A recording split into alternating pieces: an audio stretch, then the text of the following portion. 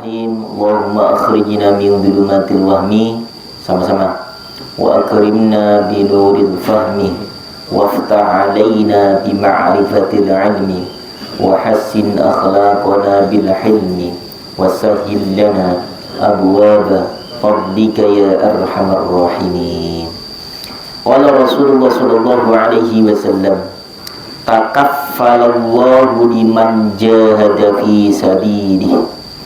Takaffala telah menjamin, takaffala telah menjamin. Allahu Allah,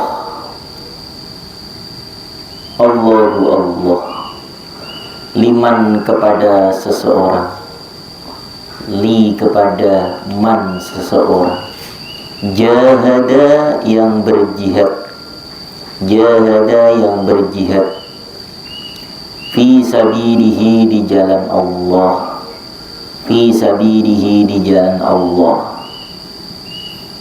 La tidak, la tidak, yukhriju dia keluar,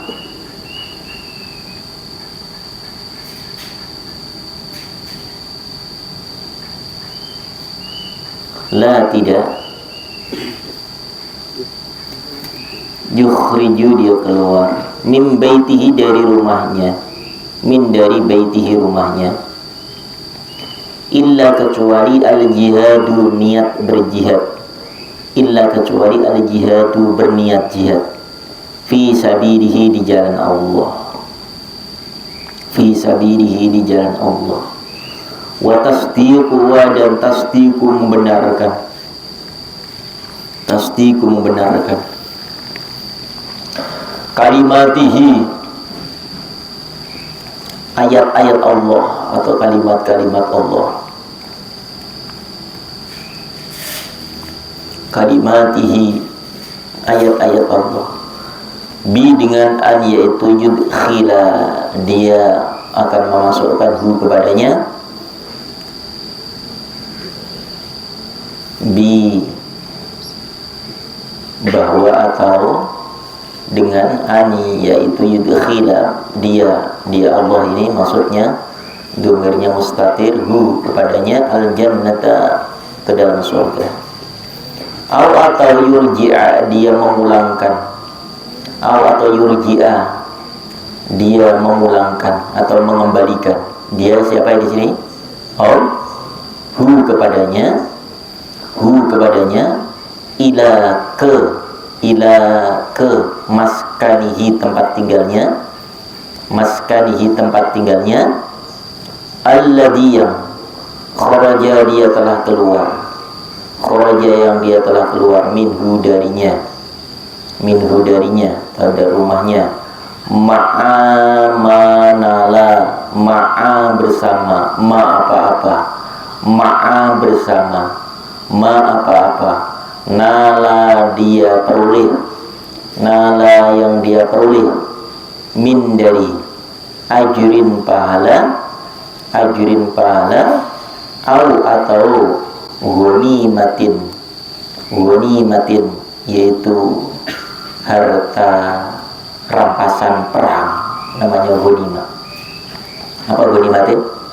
Harta rampasan perang. Rawi meriwayatkan dua hadis Asy-Syaikhani, Imam Bukhari dan Imam Muslim. Allah Subhanahu wa taala telah menjamin kehidupan seseorang yang dia keluar dari rumahnya semata-mata menuju untuk membela agama Allah, maka dia akan dijaga oleh Allah, akan diberikan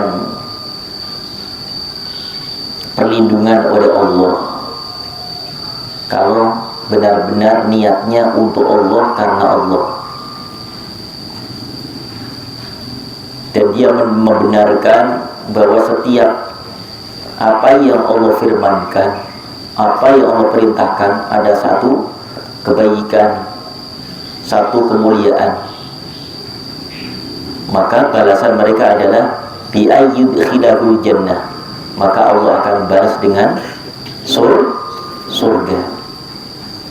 Jadi ada dua yang diperoleh orang yang perang di jalan Allah. Yang pertama, kalau mati berarti dia mati, kalau meninggal berarti meninggal syahid. Karena tidak ada balasan saat orang meninggal syahid kecuali surga. Bahkan bajunya pun nggak boleh dilepaskan, biar walaupun ada darah yang terus menetes dari tubuhnya yang akan membasahi pakaiannya, maka tidak boleh dilepaskan. Dan yang berhak untuk memandikan, menyulatkan adalah para malaikat. Wah, begitu mulianya, agungnya orang yang meninggal syahid. Kemudian yang kedua, auliyulji'a, atau ketika dia mendapatkan kemenangan, maka apa yang dia peroleh? Dia akan kembali ke rumah, bertemu keluarga, bertemu sanak famili tercinta, ma'amana min ajrin au ghanimah. Maka dia akan dapat sesuatu yang ia peroleh, tidak hanya pahala, tapi dia dapat suatu ghanimah, yaitu hasil daripada peperang itu. Maka musuh-musuhnya akan menyerahkan segala-galanya. Apa yang menjadi milik para musuh itu akan diserahkan kepada tentara muslim, mulai senjatanya, kudanya, barang bawaannya, dan seterusnya. Ini adalah salah satu dua hal yang Allah akan berikan kepada orang yang berperang di jalan Allah. Bagaimana kalau hadis ini kemudian kita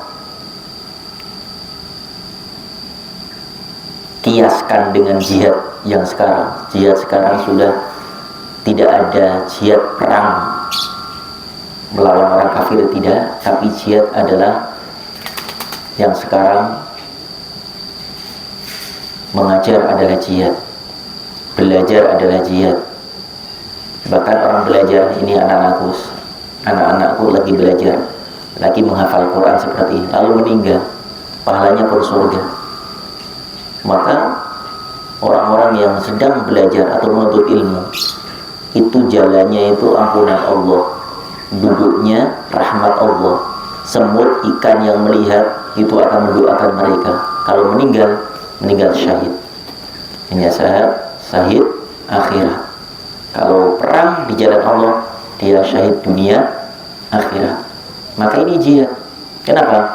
Mengalahkan hawa nafsu kita, kesenangan di rumah, main dengan teman-teman sebaya dengan kita bisa tinggalkan. Senang, puas dengan melihat setiap tayangan televisi di rumah kita nggak mau terbumbui mata kita dengan melihat suasana itu, lalu kita meninggalkan rumah kita, pamit dengan kedua orang tua kita. Inilah jihad yang dikatakan oleh Rasulullah ketika saat Rasul ditanya, "Ya Rasulullah, apakah ada peperangan yang lebih besar daripada perang setelah perang Badar ini?" Rasul menjawab, ada, yaitu apa? Jihadun nafsi, perang melawan hawa nafsu, mengajak kepada kemalasan ibadah, kemalasan belajar. Karena apa? Jihadun nafsi, perang melawan hawa nafsu itu setiap saat, setiap waktu. Sedang perang Badar hanya sekali terjadi dalam seumur hidup. Kalau perang nafsu, mengalahkan nafsu kita, malas untuk tahajud, ya, malas untuk murojaah, itulah jihad. Maka pahalanya apa? Surga. Allahu Akbar. Apalagi jihad mereka yang telah berdakwah di jalan Allah tanpa pamrih, tanpa ingin mendapatkan upah. Dia dakwah ke tempat-tempat yang enggak terjangkau oleh kendaraan. Mereka menyusuri jalan lorong, becek di tengah hutan demi menyampaikan ayat-ayat Allah, menyampaikan agama Allah. Maka ini pun jihad. Ya, banyak jihad yang bisa kita lakukan selain perang membela agama Allah, memerangi kaum kafir Quraisy. Kemudian hadis berikutnya, Bismillahirrahmanirrahim. Qala Rasulullah sallallahu alaihi wasallam, tafakkaru fi khalqillah. Tafakkaru, berfikirlah.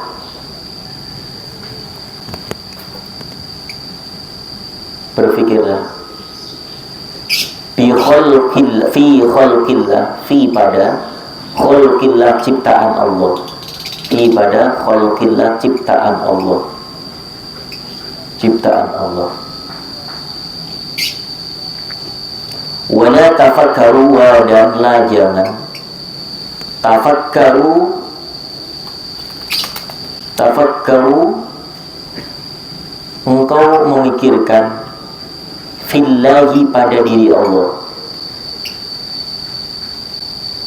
Fatahlaku, famaka tahlaku, engkau semua akan binasa, engkau semua akan hancur, engkau semua akan celaka. Rawahu Abu Shaykh, riwayatkan hadis Abu Shaykh. Jadi hadis ini anak-anakku menjelaskan kita tidak boleh untuk melihat, memikirkan, membayangkan bagaimana si Allah itu bentuknya seperti apa. Haram hukum. Kakinya, tangannya, hidungnya, telinganya, jangan bandingkan dengan makhluk. Walaupun Allah punya mata, Allah punya telinga, Allah punya tangan, Allah punya kaki, jangan pernah membandingkan atau membayangkan, menyamakan dengan kakinya seperti manusia, matanya seperti manusia. Tidak. Nah ini kalau kita membayangkan, memikirkan, fatahlahu, bisa menjadi gila. Makanya dianjurkan oleh Rasulullah bahwa fi khalqillah, silakan bayangkan, pikirkan bagaimana keagungan ciptaan Allah. Di mana bulan itu, ya siapa yang menggerakkan, tepat waktu keluarnya, tepat waktu saat terbenamnya matahari begitu besar yang bisa menyinari seluruh dunia. Lalu siapa yang memberikan sinar itu? Allah. Langit diciptakan tanpa penyangga, satu tiang pun berdiri tegak, yang tanpa batas.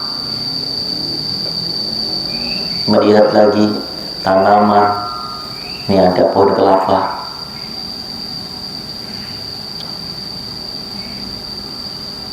saat kita ingin menikmati buah kelapa, terbayang kita bagaimana ini bisa tercipta, terwujud satu pohon kemudian membuahkan buah. Di situ buah itu ada airnya, sementara ada batok yang telah membungkusnya. Bayangin, itu airnya dulu atau batoknya dulu? Coba, pohon kelapa, buah kelapa, itu airnya dulu apa batoknya dulu?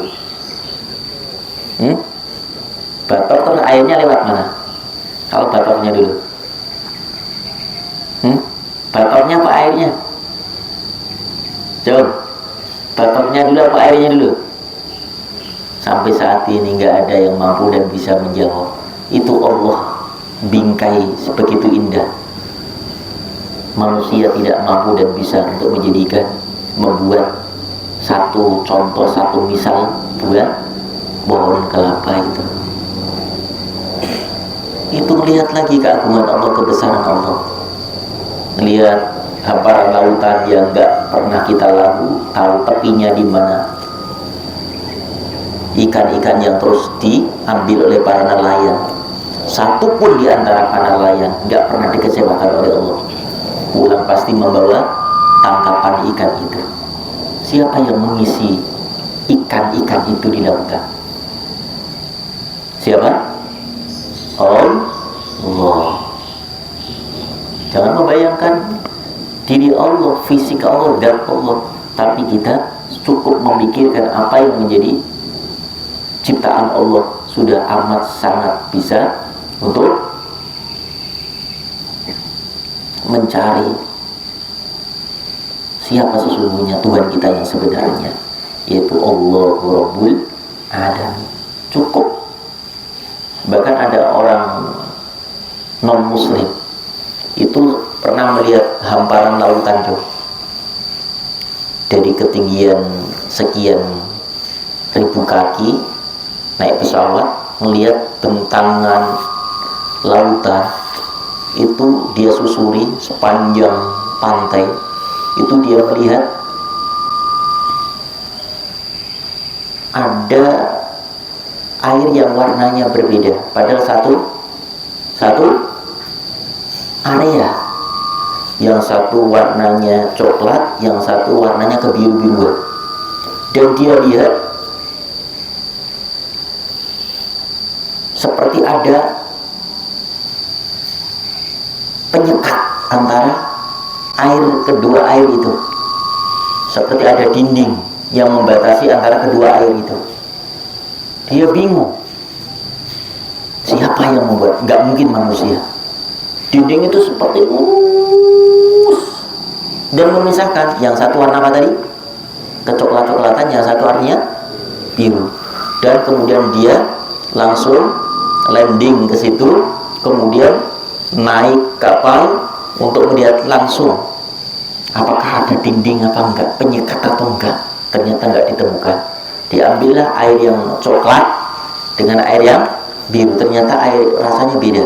Yang biru airnya asin, yang coklat rasanya payung, apa namanya itu, tawar. Dia bertanya ke sana kemari, tanya ke sana kemari, nggak mendapatkan jawabannya. Tanya seorang ulama, ternyata ulama itu hanya menyampaikan, ini sudah disampaikan oleh Allah 14 abad yang lalu di dalam Al-Quran, yang membimbing kami, penuntun kami, rujukan kami, pedoman hidup kami. Allah sudah sampaikan. Apa ayatnya?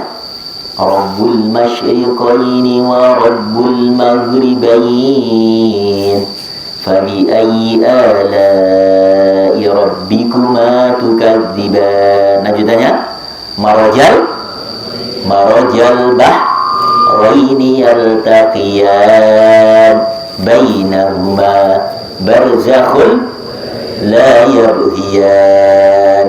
Ada dua lautan yaltaqiyan, yang keduanya bertemu, antara air satu dengan air yang lain, tapi bainahuma barzakh. Kedua air itu ada barzakh, ada sekat yang antara air satu dengan air yang lainnya tidak akan bisa bercampur. La yabghiyan. Allah yang mengatur semuanya. Padahal air dengan air itu kan bisa bercampur kan ya, kecuali air dengan minyak nggak akan mau bercampur. Tapi Allah tunjukkan setelah itu, kemudian apa? Beliau masuk agama Islam. Benar, ini nggak mungkin manusia yang membuat, kecuali yang membuat adalah zat yang menciptakan lautan ini. Nggak ada yang menciptakan laut kecuali Tuhan semesta alam. Allahu Akbar. Nah, inilah tafakkaru fi khalqillah wa la tafakkaru fillah. Jangan sampai kita memikirkan zat Allah, tapi pikirkanlah, renungkanlah dengan keagungan ciptaan Allah Subhanahu wa ta'ala. Baik, kita lanjut. Bismillahirrahmanirrahim.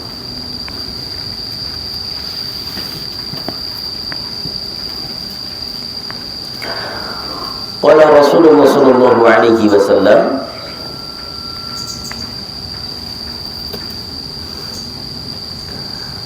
tungkahul mar'atu li arba'in. Tungkahu boleh dinikahi. Al mar'atu yaitu seorang wanita, li arba'in karena 4. Yang pertama, lima liha karena hartanya, wali hasabiha dan karena nasabnya, wali jamaliha dan karena kecantikannya, kemudian wali diniha dan karena agamanya. Namun Rasulullah pilihkan fatfar bidatid-din, fatfar maka pilihlah bi dengan datid-din, perempuan yang punya agama, punya akhlak, punya iman. Taribat yadaka, maka akan memperoleh kebahagiaan, keberuntungan. Abi ulang. Berapa perempuan yang boleh dinikahi? Berapa? Berarti menikah boleh 4. Hah? Boleh 4. Maksudnya kriterianya yang pertama, boleh menikah dengan sosok wanita yang punya kriteria 4 ini. Yang pertama apa? Boleh karena hartanya. Contoh, misalnya Lutfi mau nikahi Muti'ah, ya. Lutfi ditanya sama Noval, Val, kenapa nikahi Muti'ah? Wah, dia anak orang kaya. Kalau nanti saya jadi menantunya, saya tinggal menikmati hartanya, saya nggak usah kerja. Mangan melu mertuwo mangan, aku melu mangan.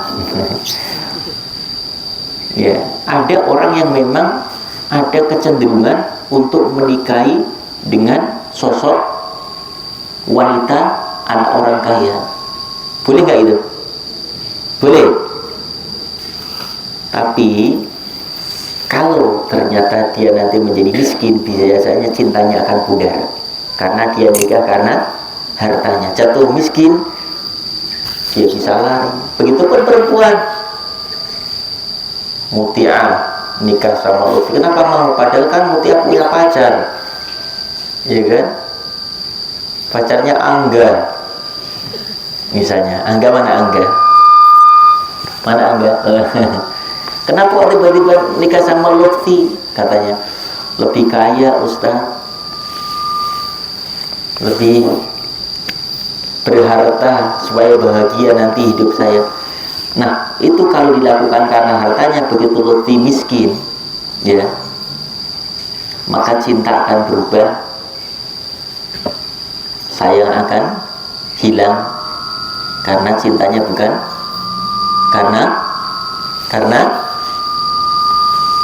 karena Allah. Untuk mencintai ternyata karena materi. Ada harta abang disayang, tidak ada harta abang ditendang. Nah ini hati-hati, ya. Gampang.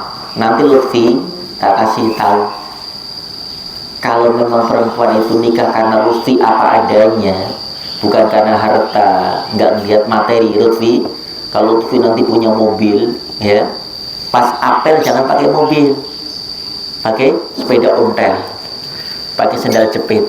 Ya. Assalamualaikum, waalaikumsalam. Masuk ke rumah Muti'ah, bapaknya lihat sendal jepitnya, pakai sarung nggak apa-apa, sarung yang agak apa namanya itu, agak yang lama nggak disetelika itu apa nih? Yang bisa kayak per begitu. Terus pakai, tunjukkan seakan-akan itu Lutfi nggak punya mobil, nggak punya motor, ya. Nanti bagaimana reaksi, tanggapan dari Muti'ah atau calon mertuanya seperti apa? Kalau memang dia menerima apa adanya seperti dilihatnya, maka yakin itu karena Allah. Karena banyak seperti itu, ya. Cinta karena harta, karena tahta akan hancur seiring sejalan dengan hilangnya harta dan tahta itu.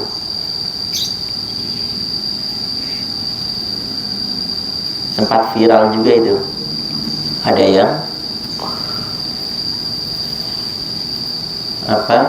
datang apel seorang wanita, dia bawa mobilnya ternyata nggak tahu, wah mertuanya. Yang kedua datang bawa sepeda, yang diterima siapa? Yang mobil, mertuanya, calon mertuanya itu. Yang tadi bawa mobil, minjem itu namanya Najih.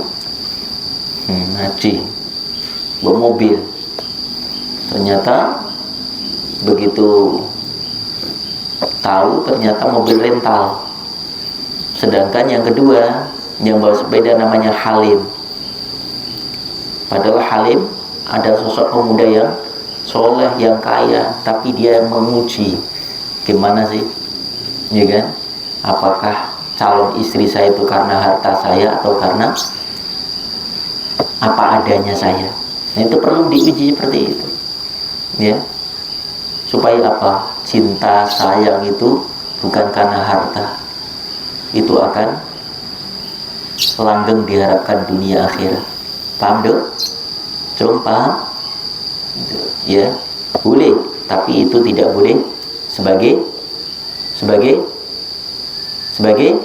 pilihan kita untuk mengalahkan niat kita, pilihan kita. Yang pertama adalah pilih karena agamanya, karena imannya, karena Islamnya. Kemudian wali hasabiyah, yang kedua kan, boleh kita memilih. Kenapa menikahi dia? Li hasabiyah, karena apa? Karena nasabnya. Oh, orang tuanya soleh, ibunya solehah, apalagi bapaknya kiai, ibunya kiai. Tapi tidak menjamin nasab itu. Ada bapaknya orang soleh, ibunya solehah, tapi anaknya mencoleng. Ada nggak gitu? Soleh banget, ya.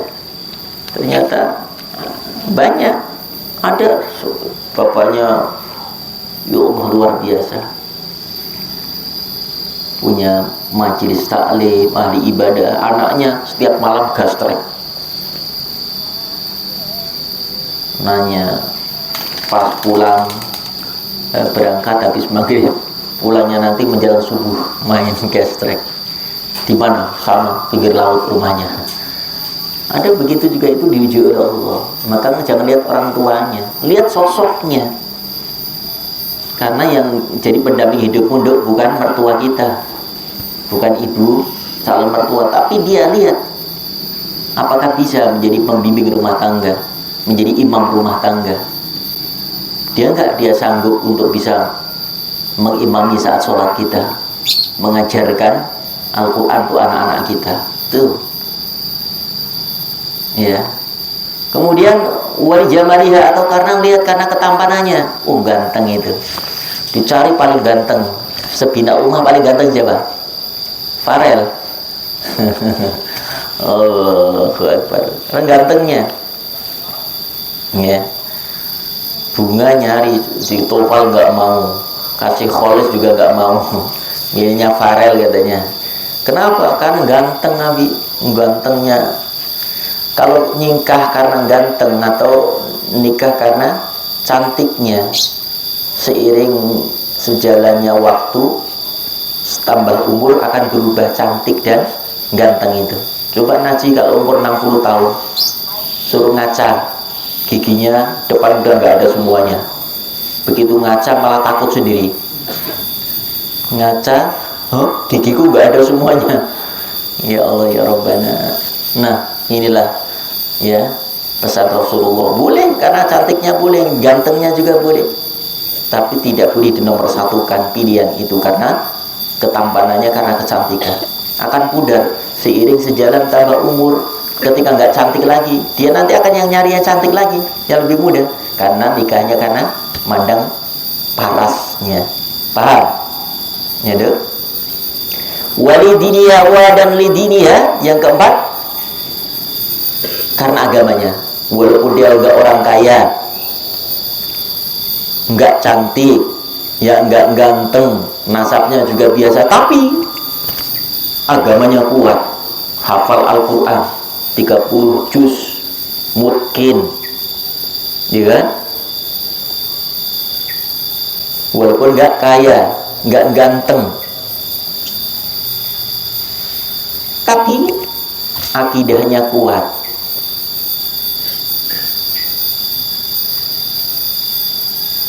Dia akhlaknya baik.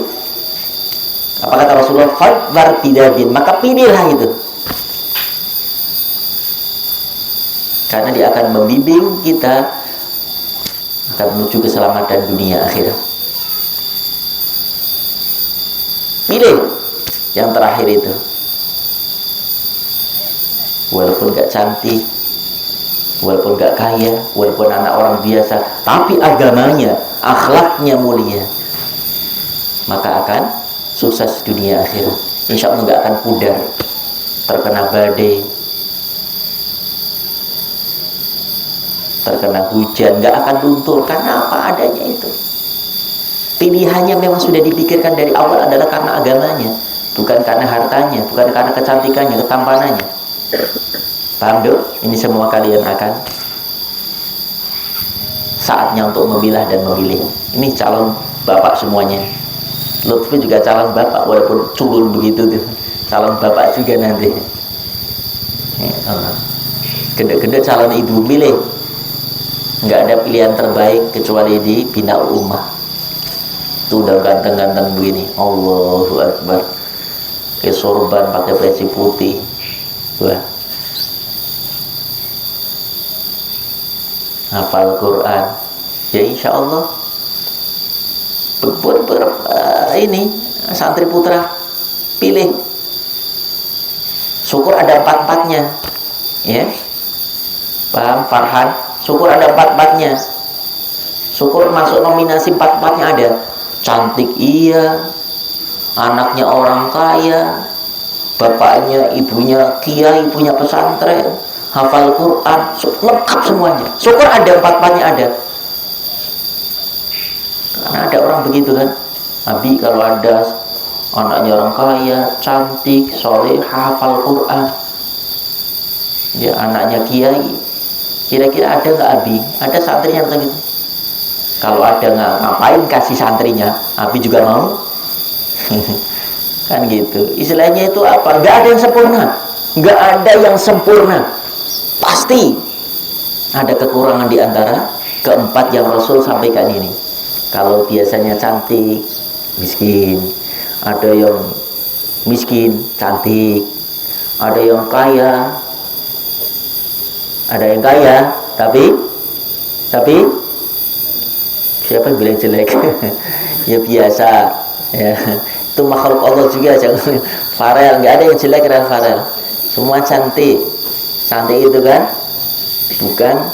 Coba Abi tanya, yang cantik itu, yang membuat cantik itu karena wajahnya, atau karena cinta jadi cantik, atau cantik jadi cinta? Abi ulang.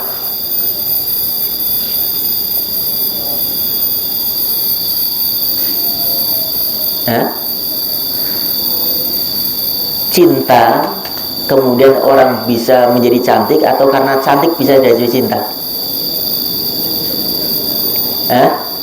Apa les? Oh gitu. Walau sama Markona. Iya. Cinta bisa mengubah orang yang walaupun menurut orang sedunia itu jelek, tapi kalau sudah kadung jatuh cinta akan menjadi cantik. Tuh. Karena cantik itu kan apa? Tergantung siapa yang memandang. Ya boleh jadi Kharis mengatakan itu jelek, tapi menurut Noval itu cantik luar biasa. Karena apa? Noval ada rasa cinta yang sudah membara.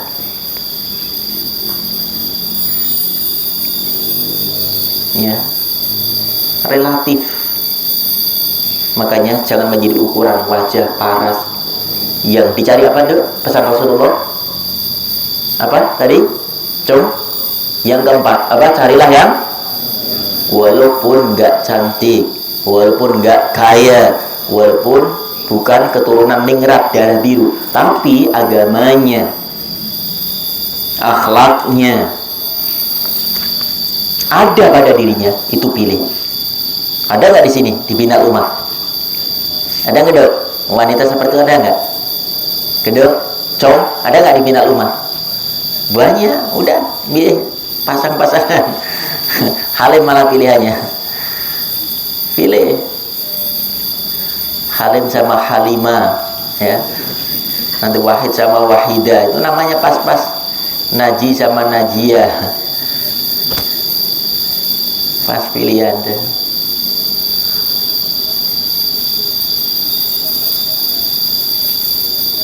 Wahyu sama Wahyuni. Pas, nggak usah nyari di mana-mana, itu banyak stok, ya. Tinggal bilang sayang, jangan bilang sayang sekarang. Dek, tunggu ya, nanti kita nikah setelah kita sama-sama selesai S1.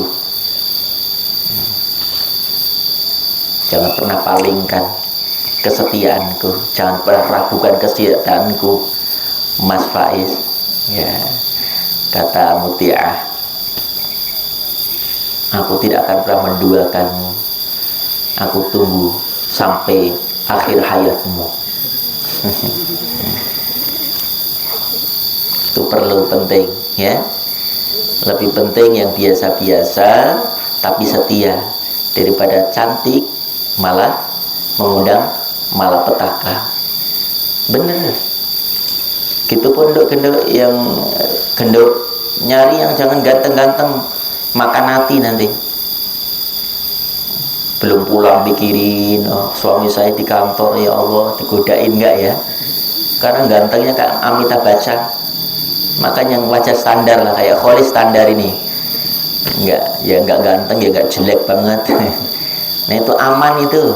Istri di rumah tenang gitu kan. Karena yakin enggak ada yang goda. Kalau terlalu ganteng, terlalu tampan, ya Allah, mudah digodain, mudah menambatkan yang lain. Karena apa? Merasa pede dia yang ganteng. Apalagi di kantor punya sekretaris cantik lagi, ya Allah, asisten pribadi Aspri. Nah ini ya Dok, insya Allah mudah-mudahan ini menjadi ilmu yang manfaat untuk kita semuanya, yang semuanya akan menempuh ke jalan menuju di mana kita akan naik mahliki rumah tangga. Maka resep dari Rasulullah harus kita amalkan supaya bahagia dunia akhirat, mulia dunia akhirat. Karena apa? Pilihan Rasul pasti benarnya. Ya, jangan pilih, sekali lagi, jangan karena tampangnya, jangan karena kayanya, jangan karena nasabnya. Pilih apa? Cari yang beragama, cari yang kuat akidahnya, mulia akhlaknya. Insya Allah akan bahagia rumah tangga kita. Insya Allah. Fardhu majlis. Hanata bihamdika, asyhadu an la ilaha illa anta, astaghfiruka wa atubu ilaik. Dibaca mulai dari tungkang.